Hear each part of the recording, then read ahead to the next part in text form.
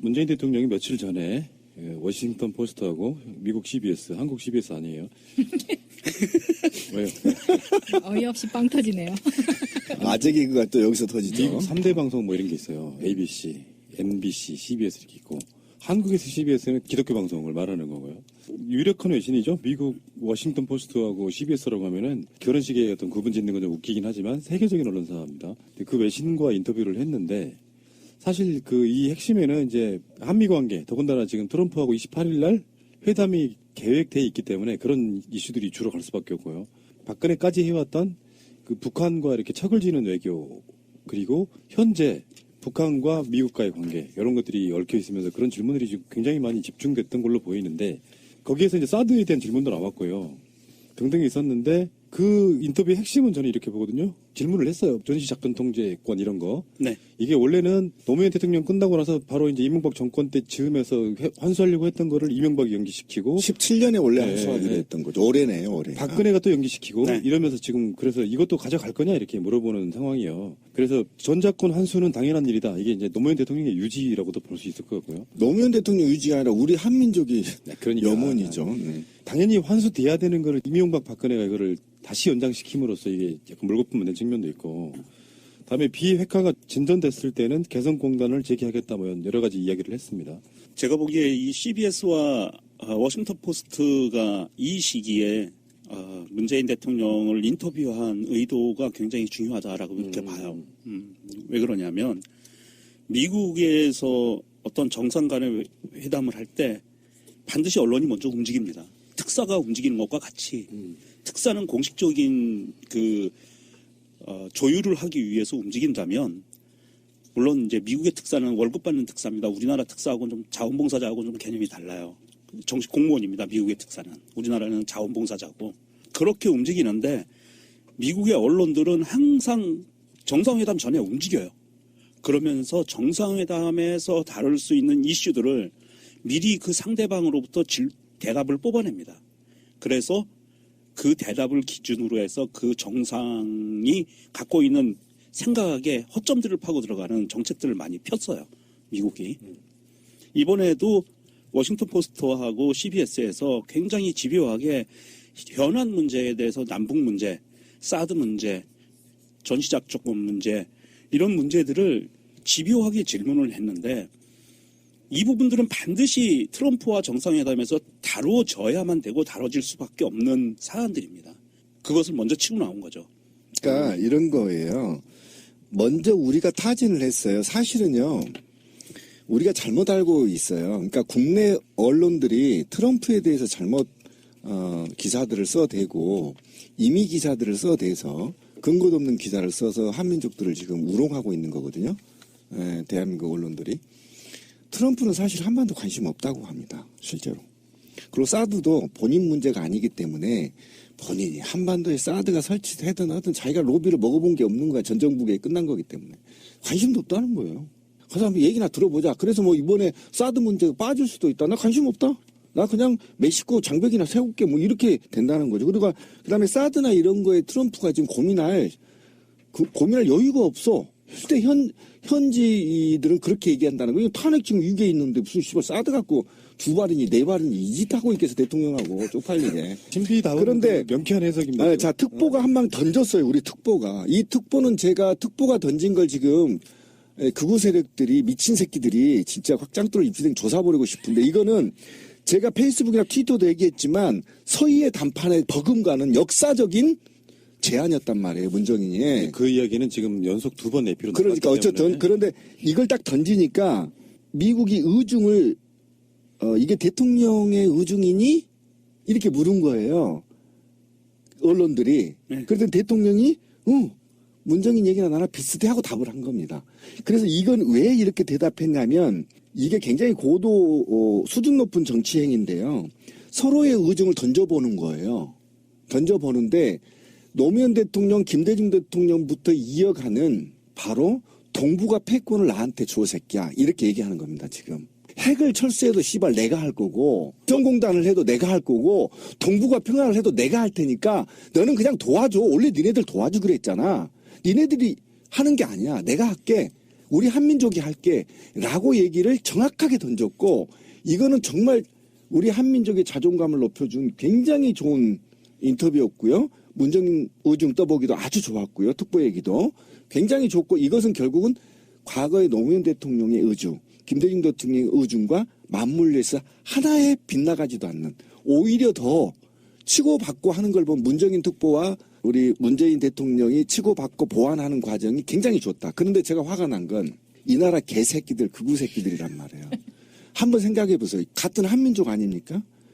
그러면 우리 나라 대표가 가서 협상하러 갔어. 근데 등다리에다가 있잖아. 도끼를 꽂아버린 거야. 그럼 국내에서 협상 잘하고 오라고 국내 분위기를 우리한테 유리하게 만들어줘야 되잖아. 허위사실 유포해서 국내에서 혼란스럽게 만들어. 결국은 적이죠. 프락지죠. 친미파죠. 정말 전 잘하고 있다. 이 정말 우리 노무현 대통령, 김대중 대통령의 유지를 받아서 한치 오차도 없이 이번에 굉장한 협상을 해올 거다. 저는 그렇게 봅니다. 그 노무현 대통령이 펼쳤던 외교적인 정책이 예. 동북아 균형자론이거든요. 예. 그러니까 대한민국이 동북아시아에서 패권 세력들의 힘의 균형 추역화를 해서 동북아 지역의 평화적인 안정 체제를 가져가겠다라는 선언을 했던 거고 그 당시에도 극우 보수 언론들은 엄청나게 씹어댔어요. 야, 우리 대한민국 같은 그 이 조그만 약한 나라가 무슨 균형자야? 헛꿈 꾸지 마. 막 이런 식이었어요. 조선일보를 비롯해서 모든 언론들이 그랬는데 이번에는 좀 상황이 바뀌었습니다. 사실 미국이 아까 이제 신비님이 말씀도 하셨지만 미국은 트럼프를 통해서 일관되긴 외교 정책을 내놓지를 못하고 있는 상황이에요. 박근혜 때와 비슷해요. 대한민국에. 그렇죠. 미국 사람 박근혜. 미국판 박근혜. 미국판 박근혜라 지금 그 외교력이 붕괴 위기에 처해 있는데 문제는 미국에서 가장 강력한 권력을 갖고 있는 것이 트럼프이기도 하지만 트럼프가 이렇게 그 손을 놓고 있는 상황에서는 가장 유력한 권력자들은 언론과 그 다음에 네오콘 군산복합체들이란 말입니다. 여기에서들이 지금 굉장히 좀 그 강한 힘들을 갖고 있고 사실 지금 요즘 미국이 움직이는 것을 보면 이전까지는 오바마 때까지는 미국이 대북 정책이 전략적 인내 정책이었어요. 무슨 말씀이냐 하면 북한을 소극적으로 압박하면서 북한을 내팽개쳐 놓는 거예요. 북한이 나 좀 바라봐라고 아무리 외교무대건 군사력으로 시위를 해도 그냥 무시하는 거거든요. 그 지칠 때까지 북한이 지쳐서 떨어질 때까지 무시하겠다. 그러면 니들이 대화의 장이 나오겠지. 다 포기하고. 이런 생각이 전략적 인내 정책이었는데 트럼프 정부가 들어서면서 사실은 전략적 비인내 정책으로 지금 급선회를 하고 있어요. 전략적 비인내 정책이라는 것은 극단적인 두 가지 경우입니다. 전쟁이냐 대화냐. 그런데 미국은 대화를 택하지는 않아요. 조건 없는 대화를 할 수가 없습니다. 미국의 존립에 그 문제가 생겨요. 패권 국가로서의. 그러면 전쟁 쪽으로 갈 위험성이 굉장히 높다는 얘기고요. 이런 상황에서 문재인 대통령이 CBS와 워싱턴 포스트와의 이런 대담을 통해서 문재인이라는 사람과 대한민국이라는 사람의 미국과 북한에 갖고 있는 정치적인 인식을 가감없이 드러냈어요. 무슨 말씀이냐면 미국은 우리의 우방이다. 북한이 저렇게 무력을 핵과 대륙간 탄도미사일을 계속 개발하면서 도발하는 것에 대해서는 미국과 같이 압박과 제재를 같이 하겠다라고 미국에게 신호를 줬어요. 무슨 말씀이냐면 미국으로부터 반발이 나올 수 있는 부분을 일단은 눌러놓고요. 그리고 북한이나 중국에 대해서도 그 압박과 제재라는 말 뒤에 무슨 말씀을 하냐면 연내 북한과 대화를 하기를 자기는 원한다라는 이야기를 해요. 그러니까 미국의 의견에 동조해서 압박과 제재를 할 거야. 그렇지만 나의 뜻은 북한과 평화적인 회담을 갖고 평화 정착을 위한 노력을 할 거야라는 메시지를 던진 거예요. 그러니까 사실은 문재인 대통령이 미국을 데리고 놀고 있는 형국이라고 보면 되고요. 여기에서 또 중요한 몇 가지 뉴스들이 같이 튀어나오는데 이 워싱턴 포스트하고 CBS 인터뷰 후에 정세가 굉장히 지금 그러니까 국제 정세가 굉장히 어지럽게 돌아가고 있는데요. 하나는 문재인 대통령이 중국에게 시진핑에게 공식적으로 이야기를 했어요. 사드 보복을 철회해라 라고 이야기를 했고요. 그 자세한 내용은 아직 나오지 않고 있습니다. 속보로 떴기 때문에 한 줄만 떴기 때문에 그렇고요. 그리고 그의 발맞춰서 북한에서 처음으로 문재인 정부가 들어선 이후 처음으로 우리 남한에 대해서 메시지를 발표를 해요. 처음이었어요. 공식적인 메시지. 이거 마차님 그 메시지 이거 어떻게 봤어요? 조평통의 대변인이 현재 남조선 당국자의 불순한 언동과 관련해서 지난 대선 때 북남 관계 개선에 대해 역설을 하면서 내들었던 공약과는 상반되게 우리의 핵 무력 강화 조치를 걸고 드는 못된 소리들을 서슴없이 내뱉고 있다고 주장했습니다. 이렇게 북한이 지금 공식적으로 조평통이라는 데가 대한민국을 상대로 그러니까 그 사람들이 이야기하는 남조선을 상대로 외교 정책을 총괄하는 부서거든요. 조평통이. 그 조평통이 공식적인 반응을 보인 거예요. 트럼프와의 정상회담을 앞두고 저는 이게 굉장히 긍정적인 신호라고 보입니다. 여기에서는 문재인 대통령은 그 실명을 거론하지는 않았어요. 남한의 실권자, 권력자 이런 지시대명사를 사용을 했는데 이 사람이 스탠스를 제대로 해라, 자세를 똑바로 해라. 북남 관계 개선을 바라는 온 민족과 촛불 민심에 대한 참을 수 없는 우롱이라고. 북한이 참 촛불 민심을 거론을 해요. 나 미치겠어 진짜. 그래서 북한이 이렇게 반응을 한다는 거는 저는 물론 이제 남한에 대해서 비판하는 글들이에요. 글 내용은. 그런데 과거의 사례로 보면 이거는 남한을 비판한다고 볼 수 없고요. 남한에게 굉장히 우호적인 메시지를 던진다는 거라고 봐요. 미국에 들러붙지 말고 니들 남한 애들 우리하고 평화 회담을 해. 회담하자. 이런 메시지를 보낸 거거든요. 문재인 대통령이 미국의 언론들과 인터뷰하고 나서 벌어지는 상황들이에요. 그러면 트럼프와 회담을 할 때 문재인 대통령이 갖고 가서 사용할 수 있는 카드 하나가 생긴 거예요. 북한의 입장이라는 카드가. 그게 없을 수 있었는데 북한이 때맞춰 이런 메시지를 보내줬다라는 거에 대해서는 저는 굉장히 큰 의미를 부여하고 있고요. 아마도 트럼프와 회담을 하면서 아마 문재인 대통령은 한 30%는 주고 한 5, 60%는 가져올 수 있는 그런 어떤 기회를 잡은 거 아닌가 생각을 합니다. 여기서 이제 큰 그림을 한번 봐야 되는데 네네. 북핵 문제는 사실은 남한하고 하등의 상관이 없는 미국용이잖아요. 네. 북미 관계라고 하는 것이 주는 그 국제적 역학 관계에 있는데 거기에 중재를 해야 될 대한민국 정부의 이명박근혜는 일방적으로 미국 편을 들면서 북한을 고립시키는 작전으로 말려 죽이기 작전했는데 결국에는 핵 개발은 계속되고 있었어요. 네. 핵 개발 못하게 하려고 그렇게 막았던 거잖아요. 지난 9년 네. 훨씬 더 많이 개발돼 있죠. 그러니까 외교의 주도권은 사실은 북미 관계를 풀 사람은 트럼프 입장에서도 문재인밖에 없는 거예요. 맞습니다. 네. 그 입장에서 문재인 대통령 스스로가 이거를 조종자 역할로 나서겠다는 거죠. 사실. 그렇죠. 네. 운전자론. 그 관점에서 맞습니다. 봐야 된다고. 근데 어쨌든 우리 방송에서 제가 여러 번 얘기했는데요. 우리 명종님 전쟁 얘기했는데 이 얘기를 좀 짚어야 될 것 같아요. 다시 제가 얘기할게요. 중국의 핵이 약 60개 정도가 있고요. 러시아에 4만 개 정도가 핵미사일이 있고요. 미국이 2만 3천 개 될 겁니다. 인류의 핵의 80%가 한반도에 있어요. 한반도를 중심으로. 네. 네. 못합니다. 전쟁 못해요. 북한을 미국이 때린다고요? 미국에서 북한 때린단 말 단 어떤 새끼도 한 번 없어요. 국내 언론들이 다 굴절시켰습니다. 군 마피아들이 확대 만들었습니다. 절대 때리지 않고요. 만약에 이 북한이 왜 핵을 만들려고 했냐는 건 우리에서도 강의가 나간 적이 있어요. 새날에서도. 김진양 교수가 분명히 얘기했죠. 이거는 좌익권입니다. 그러니까 핵을 완성시키고 ICBM까지 그러니까 완전하게 군비를 감축하고 경제 성장을 남한을 때려잡겠다. 20년 안에 때려잡겠다. 남한의 경제를. 핵만 완성되면 모든 군비를 축소해서 경제 쪽에 쏟겠다는 게 지금 김정은의 전략이란 말이에요. 핵은 미국 할아버지와도 만들 수밖에 없어요. 왜 그러냐면 이 작은 국가가 먼저 전쟁을 할 수 핵은 자위권이에요. 핵 보유국들이요 공용용으로 못 만들게 돼 있습니다. 지금 현행법도. 그러니까 자위권이란 말이에요. 핵을 갖고 있는 나라들은 특히 만약에 강대국들이 북한을 둘러싸서 핵을 못 쓰게 할까 봐 ICBM이 필요한 겁니다.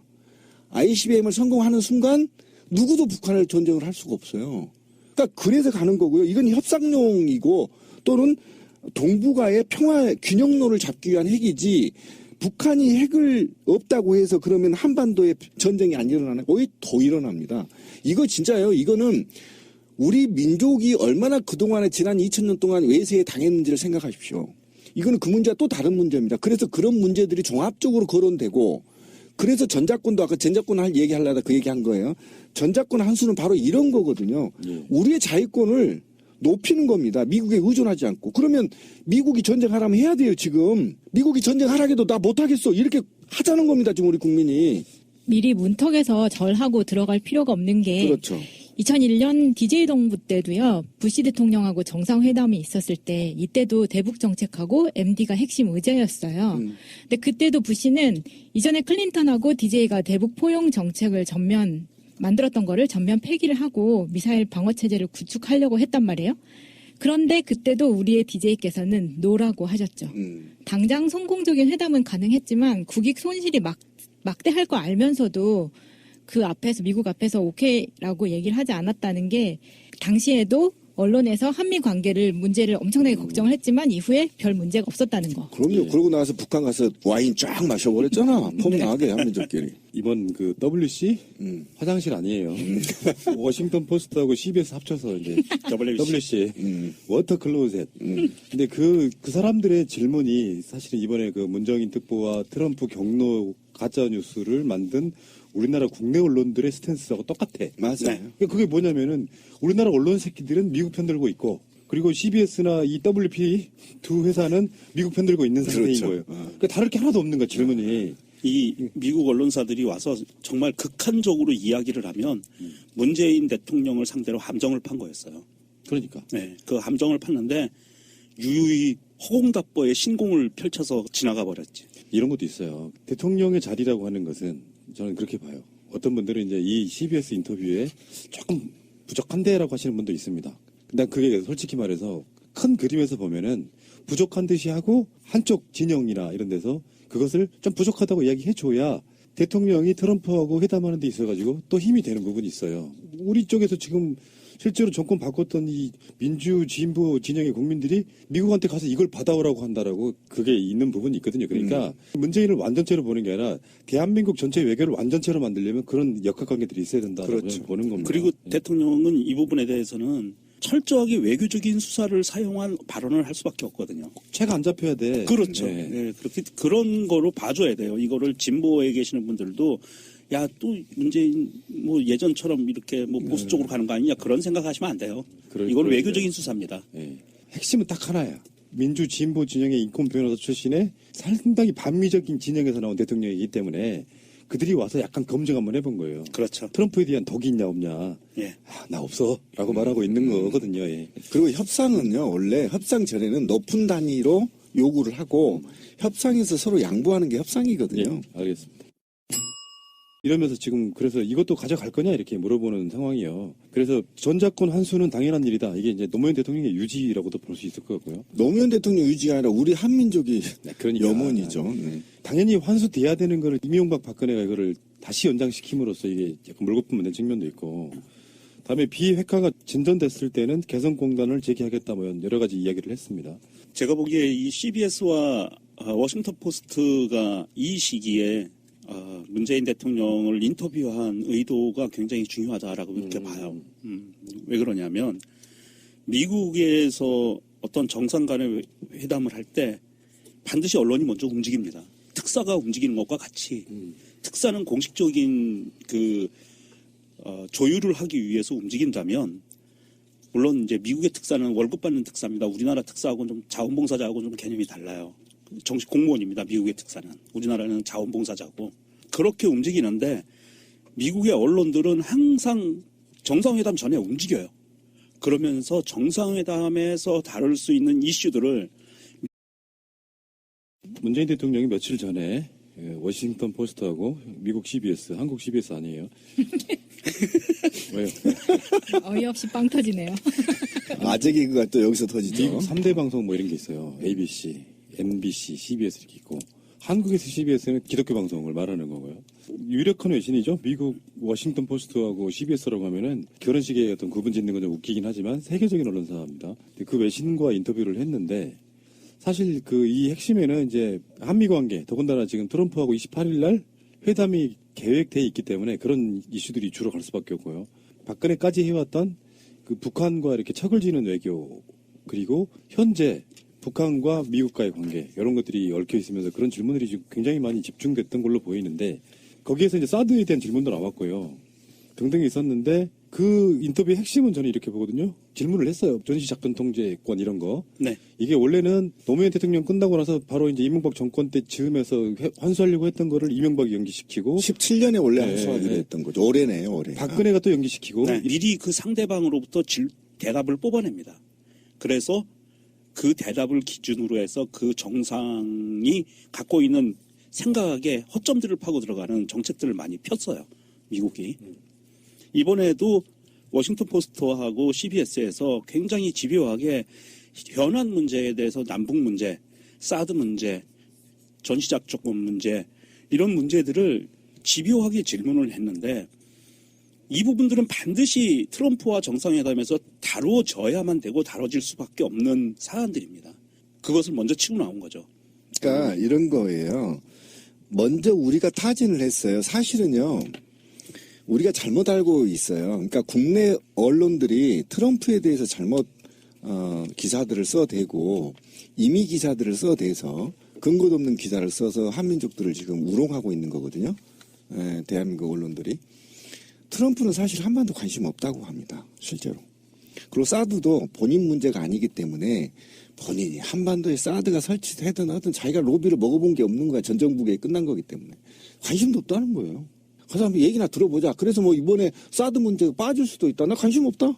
나 그냥 멕시코 장벽이나 세울게 뭐 이렇게 된다는 거죠. 그리고 그다음에 사드나 이런 거에 트럼프가 지금 고민할 여유가 없어. 실제 현지들은 그렇게 얘기한다는 거예요. 탄핵 지금 위기에 있는데 무슨 씨발 사드 갖고 두 발이니 네 발이니 이 짓 하고 있겠어 대통령하고 쪽팔리게. 신비다운 그런데 명쾌한 해석입니다. 자 특보가 한 방 던졌어요. 우리 특보가. 이 특보는 제가 특보가 던진 걸 지금 극우 세력들이 미친 새끼들이 진짜 확장도를 입시생 조사버리고 싶은데 이거는 제가 페이스북이나 트위터도 얘기했지만 서희의 단판에 버금가는 역사적인 제안이었단 말이에요. 문정인이. 그 이야기는 지금 연속 2번 내피로 그러니까 어쨌든 그런데 이걸 딱 던지니까 미국이 의중을 이게 대통령의 의중이니 이렇게 물은 거예요.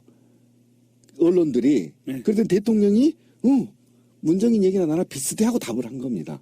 그래서 이건 왜 이렇게 대답했냐면 이게 굉장히 고도 수준 높은 정치 행위인데요. 서로의 의중을 던져보는 거예요.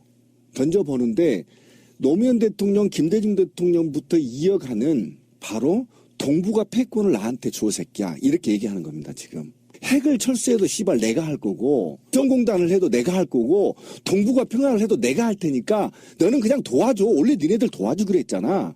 니네들이 하는 게 아니야. 내가 할게. 우리 한민족이 할게. 라고 얘기를 정확하게 던졌고 이거는 정말 우리 한민족의 자존감을 높여준 굉장히 좋은 인터뷰였고요. 문정인 의중 떠보기도 아주 좋았고요. 특보 얘기도 굉장히 좋고 이것은 결국은 과거의 노무현 대통령의 의중, 김대중 대통령의 의중과 맞물려서 하나에 빗나가지도 않는 오히려 더 치고받고 하는 걸 보면 문정인 특보와 우리 문재인 대통령이 치고받고 보완하는 과정이 굉장히 좋다. 그런데 제가 화가 난 건 이 나라 개새끼들, 극우 새끼들이란 말이에요. 한번 생각해 보세요. 같은 한민족 아닙니까? 그러면 우리 나라 대표가 가서 협상하러 갔어. 근데 등다리에다가 있잖아. 도끼를 꽂아버린 거야. 그럼 국내에서 협상 잘하고 오라.